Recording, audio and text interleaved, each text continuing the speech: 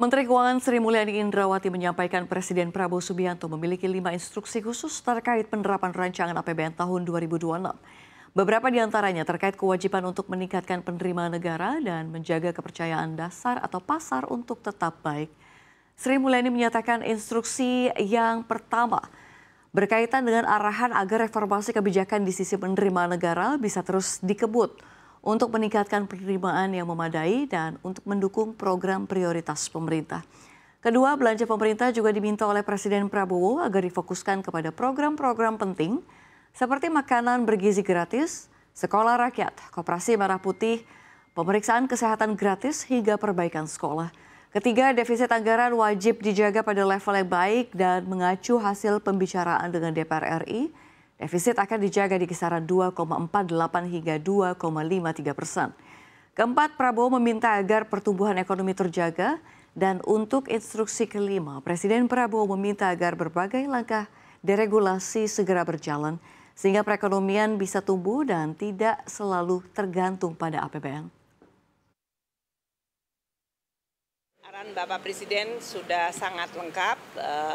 Reform di sisi penerimaan negara tetap dilakukan sehingga kita bisa mendapatkan penerimaan negara yang memadai. Belanja difokuskan kepada program-program penting, baik itu di bidang yang tadi telah saya sebutkan.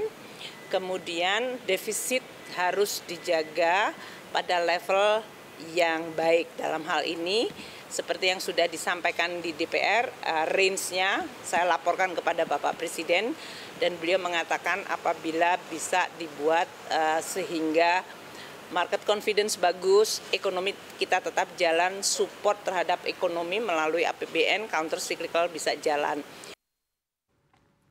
Ya, dengan tegas Presiden Prabowo Subianto menginstruksikan agar pertumbuhan ekonomi Indonesia jangan hanya bertumbuh kepada anggaran belanja dan pendapatan pemerintah atau APBN. Hal ini disampaikan oleh Menteri Keuangan Sri Mulyani Indrawati. Menurut Sri Mulyani, Presiden Prabowo mendorong peningkatan aliran investasi, perdagangan, dan penguatan dana antara. Pernyataan ini disampaikan Prabowo usai menerima APBN 2024, 2025 hingga RAPBN 2026 di DPR RI oleh Kementerian Keuangan. Sementara itu sebelumnya, Presiden Prabowo mengumpulkan jajaran menterinya di Istana untuk rapat terbatas dan memerintahkan untuk penjagaan yang ketat terhadap defisit APBN.